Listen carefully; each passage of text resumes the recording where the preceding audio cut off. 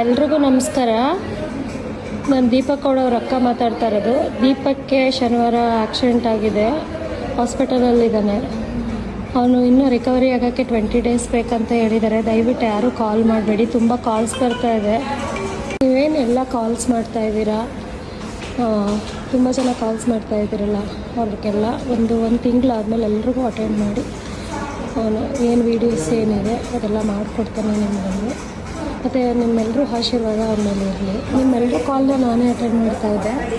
ಎಲ್ರಿಗೂ ಹೇಳ್ತಾ ಇದ್ರೆ ನಿಮಗೆ ಅರ್ಥನೇ ಆಗ್ತಿಲ್ಲ, ಅದರಿಂದ ನಾನು ವೀಡಿಯೋ ಮಾಡಿ ಹಾಕ್ಬೇಕಾಗಿ ಬಂತು.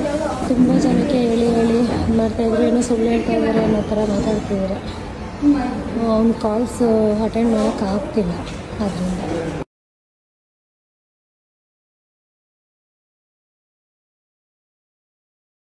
ಹಾಯ್ ಫ್ರೆಂಡ್ಸ್, ನಾನ್ ಸಾಗರ ಚಿಲ್ದಿಬೇಡ. ಬನ್ನಿ ಫ್ರೆಂಡ್, ನಮ್ಮ ಅಜ್ಜಿ ಹಂಗೆಲ್ಲ ಆಯ್ಕೊಂಡು ಕೆಚ್ಚಿ ಬಿಡ್ತಾವ್ರೆ. ಎಲ್ಲಡ್ಕೆಗೆ ಅವರೇ ದುಡ್ಡು ಸಂಪಾದನೆ ಮಾಡ್ಕೊಂಡು